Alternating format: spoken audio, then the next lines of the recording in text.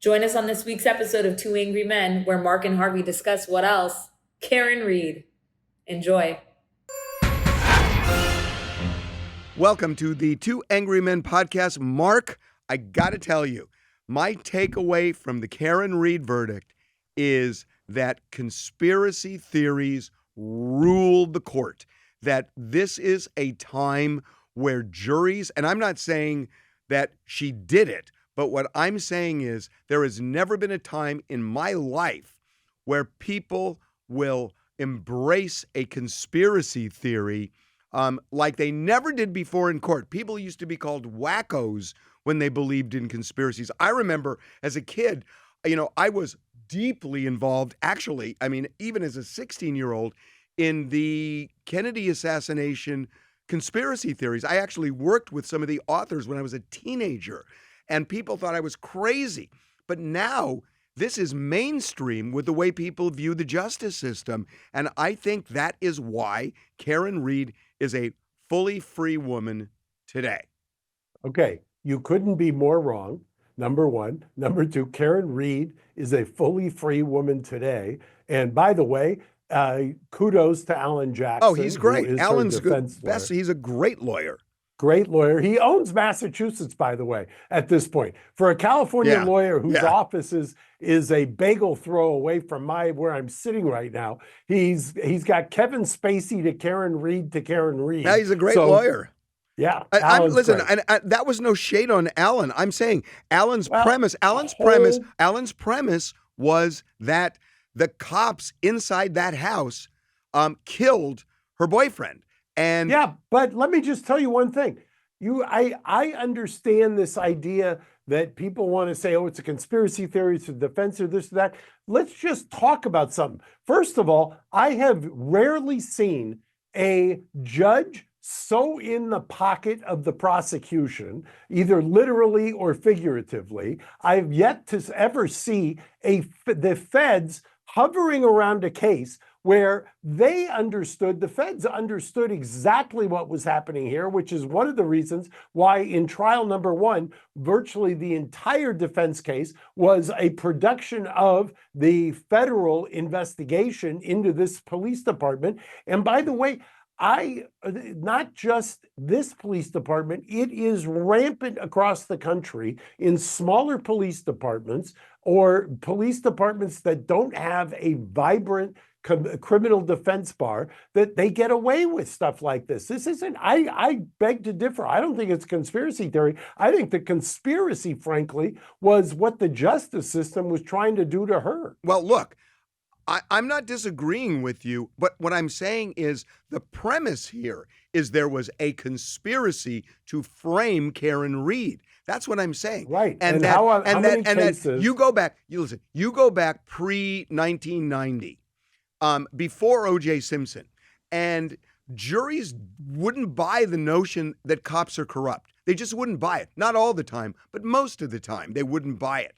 I can think historically of cases where I would disagree with that. But remember a couple of things. I used to say about the OJ case, people would say, what a travesty, what a travesty. I'd say, how often does your lead detective basically get called out and commit perjury in the middle of a murder case, right? For OJ and Mark Furman. How about this case? The guiltiest man I've ever covered in my whole career, OJ Simpson. I'm sorry. I covered that case.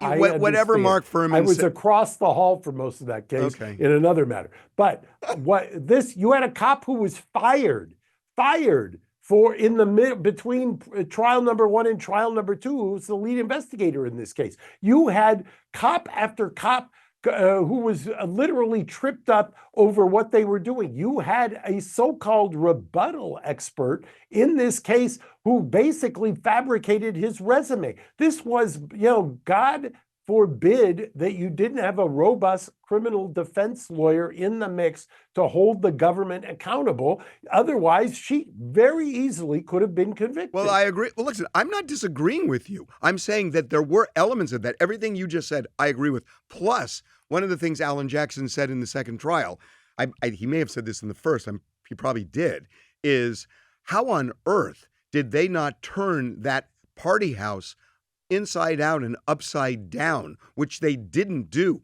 And the fact that they didn't do it, knowing there were cops inside, worrying about what they might find, to me is almost reasonable doubt by itself. So I'm not disagreeing with you. I'm just saying it's easier for juries to swallow. Because, look, and I think Donald Trump is part of this. I think that when you look at what Donald Trump talked about with the weaponization of the justice system, when you look at what Joe Biden talked about, which is the weaponization of the justice system with his son, and against my client, against your client, and on and on. What I'm saying is people used to not believe in this, not embrace this. It's sort of like UFOs, that they thought you were a little crazy if you believed there was a conspiracy to frame somebody. I think that there's never been a time where juries are more open to believing that. I agree with you here. The evidence is strong. I'm just saying it's easy to embrace that now. well, you know, what's interesting, as you were talking, what it reminded me of is Dershowitz used to coin the phrase, maybe he didn't coin it, but he certainly made it famous. Professor Alan Dershowitz, he coined the phrase test a lie, which was kind of the training for law enforcement when they get up and testify and basically have a practiced idea of just telling the truth that they need in order to convict. My father, who I often talk about, used to talk about LAPD as standing for lost and presumed destroyed. And instead of saying to protect and serve, it should say to arrest and convict, because there is this idea. And mind you, we saw it on full display after the Rodney King case here in Los Angeles. There is this idea that law enforcement has had.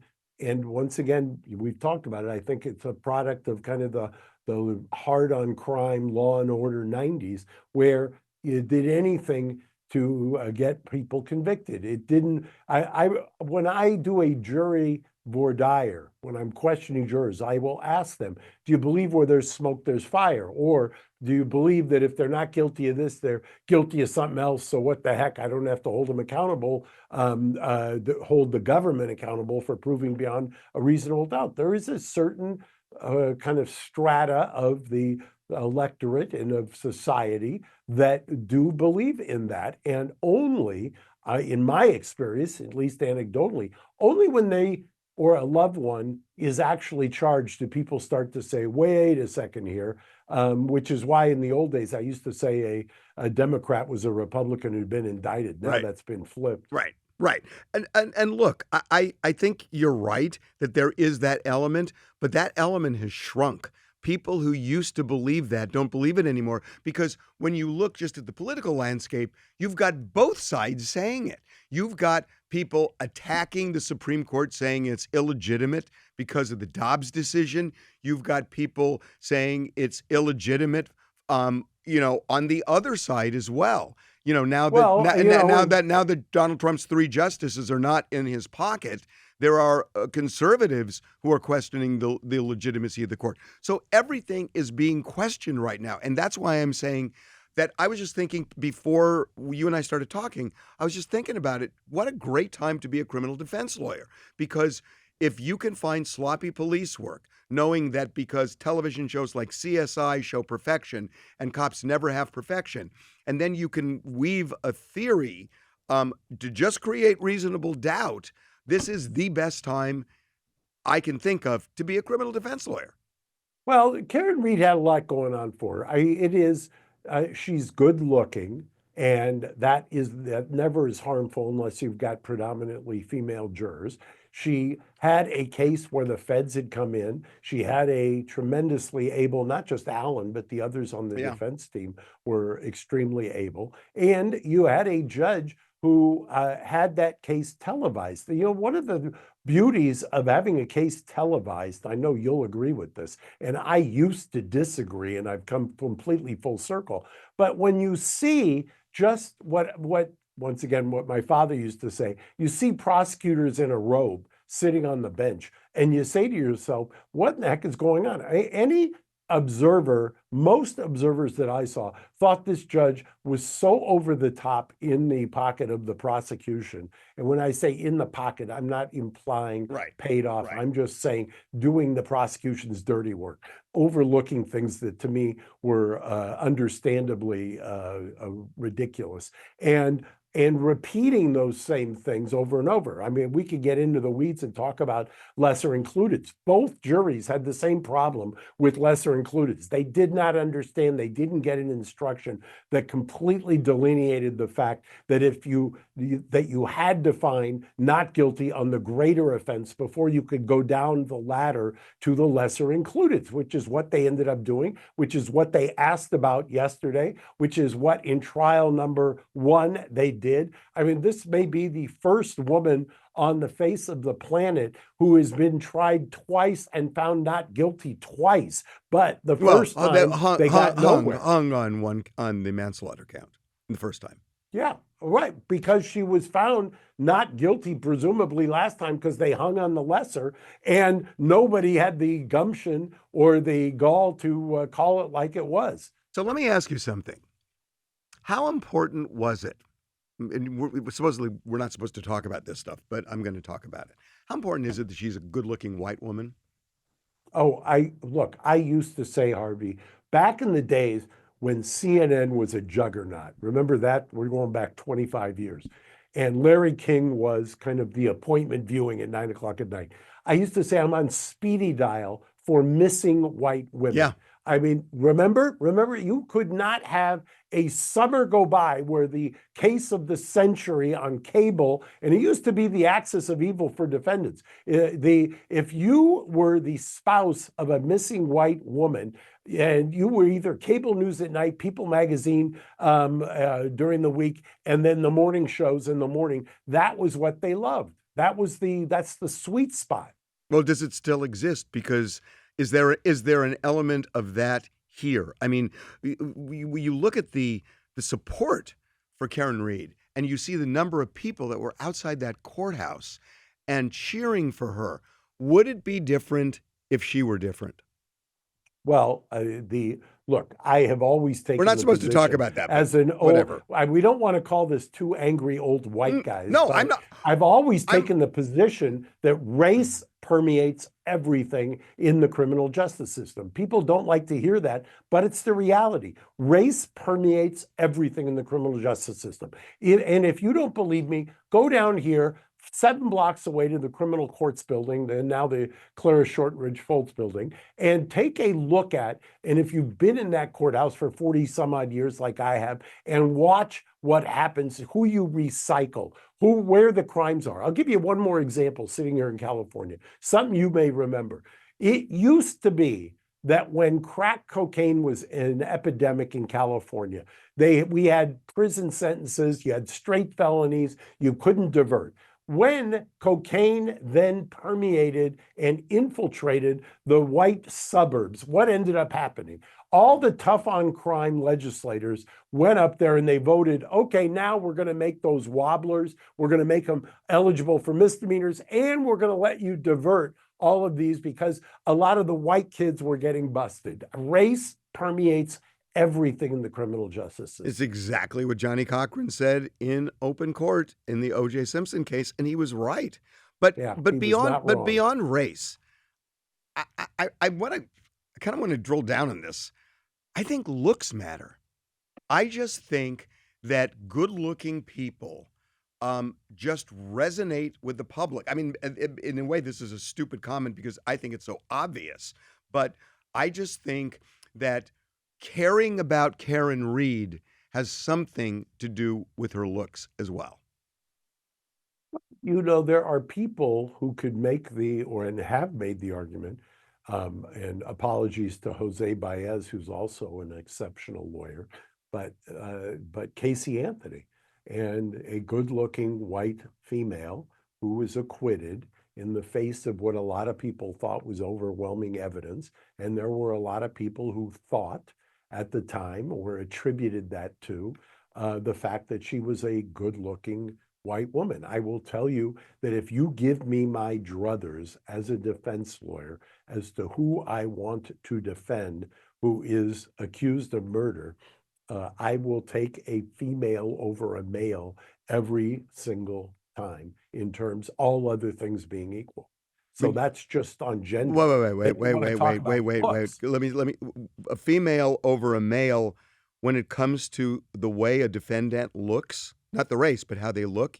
I thought Yeah, females judge. yeah. I thought females would judge other females more harshly, and that's what I've. Generally they do, and that's why I said that all other things being equal. But charged with the same crime, a good-looking female in a case where you don't have that kind of way, at least my anecdotal experience, where females are tougher on females, and that's in certain kinds of cases. You get a little bit more leniency, and there's a reason for that. Yeah, you know, in a way, the most damning. Well, first of all, we should say Casey Anthony was not found innocent. Karen Reed was not found innocent, and there's no such thing as being found innocent. So, Unless you're in, I think, Ireland, or I think in Ireland they call it not proven. But I think that's important to say that this is not so much that the jury didn't believe that she didn't do it or didn't believe she did it. It just means they had a reasonable doubt. So I think people overplay verdicts and they assume that it's one or the other. And it could be not only in the middle, it could be 75% they think she did it, but there's enough reasonable doubt. And I just think everybody's got to remember that this doesn't. Right, but the counterbalance to that, and you're absolutely right from a strictly legal standpoint, that's right. But on reputationally, people also don't understand that when you get indicted, as I can't tell you how many times a judge will say, you see this indictment, I can rip it up. It doesn't mean anything. And but people assume indictment means guilt. Yeah. And I agree with you that there's somebody who may be truly innocent that always has that kind of specter over their head. But at the same time, a lot of times juries simply, I mean, how many cases have you heard of where somebody's found not guilty in a criminal case, but civilly liable? It happens all the time. And that just means they tip the scales 51-49. Yeah, I mean, and you can define that. In fact, sometimes I've done a jury summation with the chart itself. In fact, Phil Cohen, who is a fine lawyer here, one of the finest trial lawyers around in LA, has a wonderful chart that kind of defines that and the levels. And you can make the argument, and it's perfectly permissible, and it's actually what the law is, that if you believe that it's more probable than not that this person is guilty, that's not good enough. You can say it's clear and convincing, and it's not good enough. Not good enough. Got to be 90-something%, usually 95 to 99. Some judges won't let you argue up in the upper reaches of percentages. They'll make you. One of the best formulations of reasonable doubt I've heard is the old jury instruction, the old Calgic instruction, where it says if you have two reasonable interpretations, one that points towards guilt, the other that points towards innocence, even if they're not equally strong, if you have a reasonable one that points towards innocence, you must adopt the not guilty. Right, and that seems right. It's funny.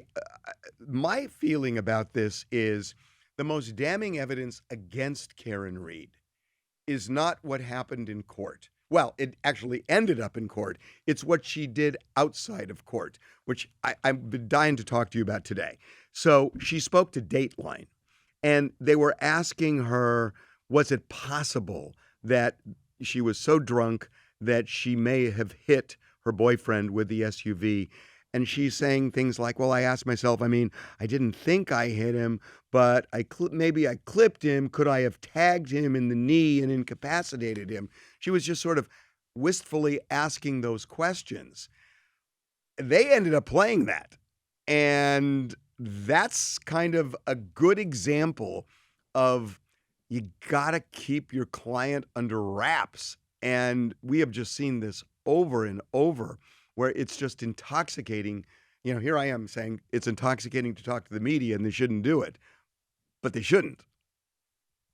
Well, I have a couple of thoughts on that. Number one, when you described it, you very accurately described it as almost a wistful kind of rumination on, what if I did what?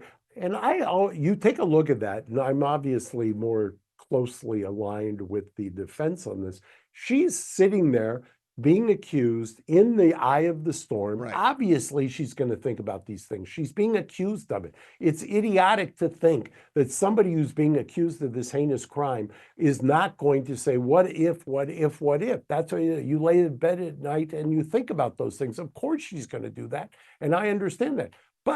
And most criminal defense lawyers, very, very successful and practitioners of criminal defense will tell you, you absolutely can't have your client do that. However, there are exceptions. And I think back to Robert Blake, the actor who was accused of murder in California. And he gave an interview, and I believe it was an interview, may have been to Barbara Walters while in county I think jail. it was Barbara Walters. Yeah, and Harlan Braun, who was his then defense lawyer, Harlan quit over it. He felt that strongly. However, that interview was played by the prosecution in the trial. And a lot of the jurors, or some of the jurors, credited that with one of the reasons, and he did not have to testify because of that, and the prosecution introduced it, and they credited that with one of the reasons that they acquitted him. I will tell you another example. I represented Susan McDougal back in 1990 something, who was Bill Clinton's erstwhile partner in Whitewater. She did an interview before I represented her also with ABC, and I think it's always ABC, I don't know why, but I think it was with Diane Sawyer. They played that interview. Now, interestingly, that interview that Susan gave was before she went into custody for refusing to testify in front of the grand jury. And she looked sharp and great, and she had had hair and makeup done. Then when you saw her in the courtroom, and she did testify, and what she had endured in that 2-year span was people gasped. And jurors told me afterwards what she had been put through. They wanted to help her. They wanted to give her life back. So sometimes there is the law of unintended consequences when giving these interviews. Boy, we are in such a weird spot that here I am arguing against it, and I'm in the media, and you're a defense lawyer. I think you're. I'm also arguing. I have come, and like I said, I've come full circle. I've told you a million times. I used to think that you TV wanted cameras, right, that somehow keeping cameras out of the courtroom damps down interest. It has the opposite effect. Of course. It amplifies it, number one, and it amplifies disinformation. And it really, to my mind, it's a public proceeding. And you've got the tension between the First and the Sixth Amendment. And I think Sixth Amendment generally should trump the First Amendment. But at the same time, the Sixth Amendment, Mark Agnifilo made this argument, and I've seen it. I've made the same argument. One of the reasons you want a public trial is because you want the public to hear stuff, because I can't tell you how many times in cases that I've gotten unsolicited people reaching out to me through the office because they'd heard something about a case, and it turned up that it was a game-changing development that never would have happened if the proceeding was not publicized. Well, I agree with you on that for sure. However, on clients talking, giving interviews about a case before the trial, if I were practicing criminal law now, I would tell them up front, you do it, I quit. Because you lose complete control. I mean, you are then hoping that this person can deal with an interviewer who may slip in a question, or they give a one sentence, or they give a 10-sentence answer. But one of those sentences is all that matters, and it's played, and it hurts, and it's sort of like Karen Reed. I mean, yeah, there was other countervailing evidence, but that Dateline interview did not help her, Mark. I will not disagree with you. If you do, and this is for the criminal defense lawyers out there, if you have a case and you think you need to engage the public for a variety of reasons, and there's lots of legitimate reasons where you want sunlight on your case in a lot of cases, It never is a good idea, in my opinion, to have your clients submit to an interview that's not live. And the reason for that is they can't cut and slice and dice it. They can't frame it. We're seeing all the litigation, speaking of Trump, where Trump is suing news outlets for doing precisely that, slicing and dicing. And there is a point there. There's a compelling point there that if you do that, you really leave yourself open to whatever viewpoint. Yeah, well, you also leave yourself open in a live interview that on the spot you say something you shouldn't say.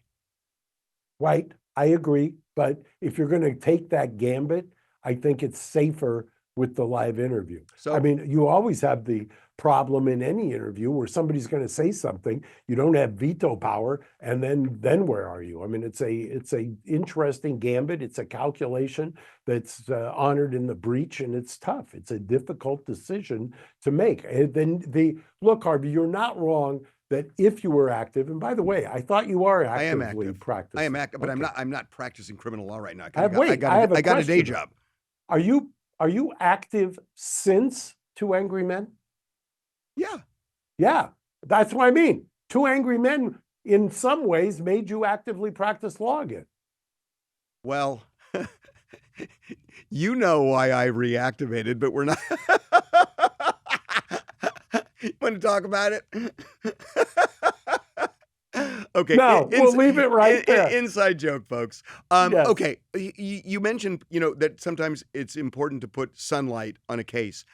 I think the show of support at the courthouse for Karen Reed during the trial, it's sort of like, when you watch a sitcom and they have a laugh track or a live audience and they laugh, it makes you laugh because you feel like, okay, I get the joke, I can laugh at the joke, or they're telling me there's a joke and I hear the joke.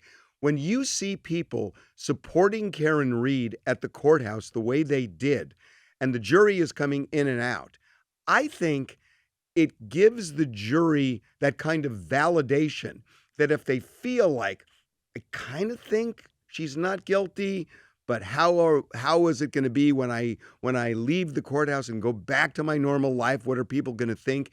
It kind of gives them that comfort zone to do what the people outside do. So I actually think that public display really helped Karen Reed.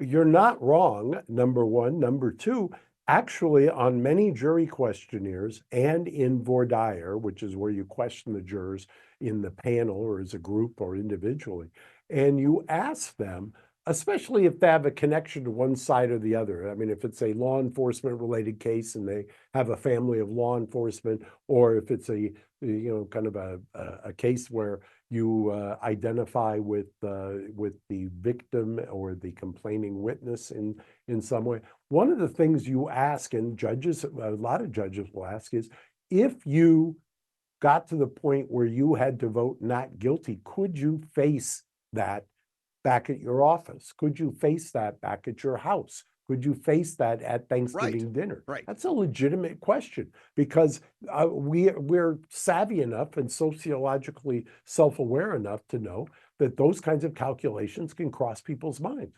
So can I change the subject for just 1 minute, for a final minute? Depends. I've been thinking about something all week. Okay. The immigration arrests, the protest arrests in LA for curfew violations? Literally, this morning, I'm sitting at Engine Company downtown, right in front of the LA Magazine building. Right in front of the building, we've got a photo of them pulling over a car, people prone, right in front of the building this morning as we tape this. Can I tell you, I've just been thinking about this, and if I were representing one of the people on the curfew violation, which is, a 6-month maximum jail time, jail term, which, nobody's going to get for that. But still, I mean, it's on the table, and a $1,000 fine.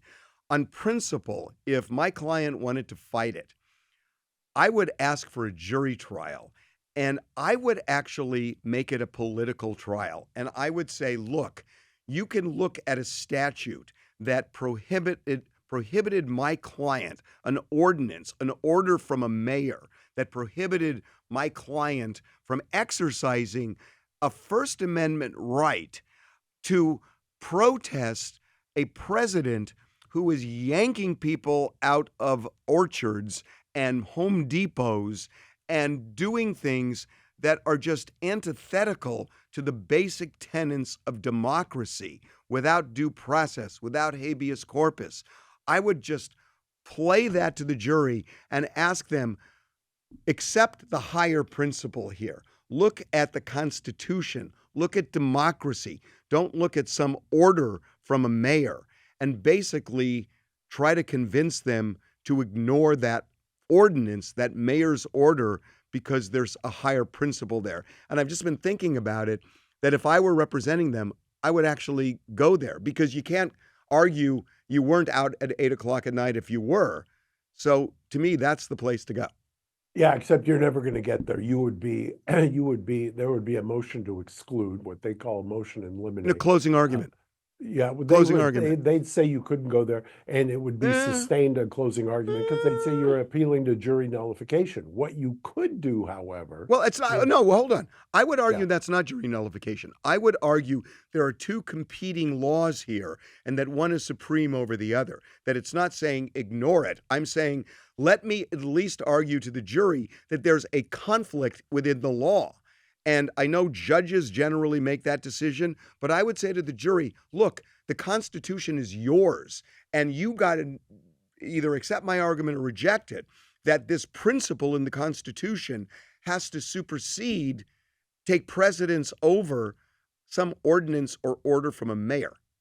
Yeah, and the problem you'd get is most prosecutors would probably win the argument for prohibiting you from making that argument. I'm not saying that it's not true. I'm also not saying, I've always taken the position that jury nullification is actually something that is legitimate in our system of justice. The whole idea of having a jury is that they're supposed to be the conscience of the community. That's why you're supposed to have a jury of your peers. That's why you are supposed to have the jury do what they believe is the right thing. And you're never supposed to invade jury deliberations. So yeah, you trying to argue it overtly, you usually will get shut down. So you have to be a little bit more clever. Well, I don't know. So now that I've reactivated my bar card, maybe I'll give that a shot. Well, Harvey, we can put this out there if you want. Now that you're active, and I have an active I'm not going to go back. I'll have you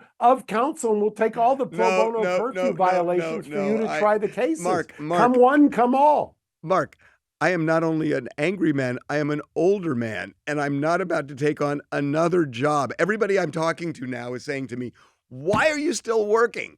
And it's like, I kind of like working. And if they're going to commit me if I take another job, no. Let me channel my inner Bill Maher.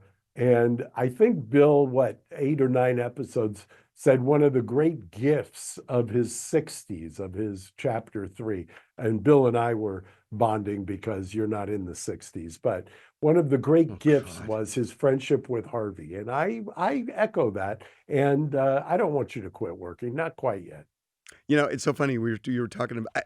I'm totally off the subject, but just when I went on Bill's podcast, I guess now it's a couple of years ago, and we were arguing about something that he was saying that his life in his 60s was the best time of his life, and I was arguing with him on that. It's just not true.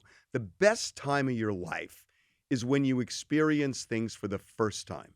It's like, think about it, like the first car you get, how proud you were, even if it was a crappy car. I mean, I had a car in Miami that was just this $800 jalopy, but I was so proud of it. And I have nicer cars now, but it never excited me as much. When I got my first house, it was a converted trailer in around Cahuenga, and I would sit on the porch drinking beer, and I didn't even like beer, but I thought that's what you do when you have a house. And I was so excited.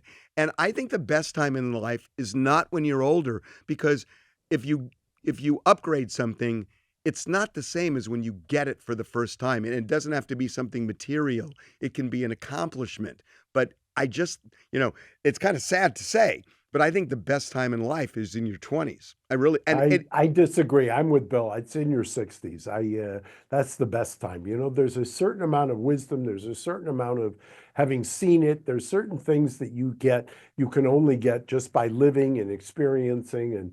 And it's been, this decade has been something. I mean, whether it's COVID and the lockdowns and the vaccines and the coming out of COVID and the Trump 1, Trump 2, and the Biden interlude, and it's a very, very exciting time to be alive, and I think everybody kind of gets it. what's the best year of your life? So far this year, Really? yeah, so far this year. Well, and that's been the case for a while. Every year seems to gets better and better. So I'll Got leave it at that. I am sour because that's I've got my theory on that, but well, I'm no, not going to go there. no. I mean, my best year was the year I graduated from law school, and I was 24 years old, and one of my professors at Chicago took over the deanship at the University of Miami and invited me down to teach at the law school for a year, and I made $11,500, and I thought I was rich, and I had an apartment for $195, and I was teaching, and I was on my own for the first time. And I've never had a year that I enjoyed more than when I was 24 and 25. Well, here's to 2025 that we finish out with a bang for you, okay? Okay, I'll talk to you next week. Thanks, Harvey. Talk to you. I'll see you.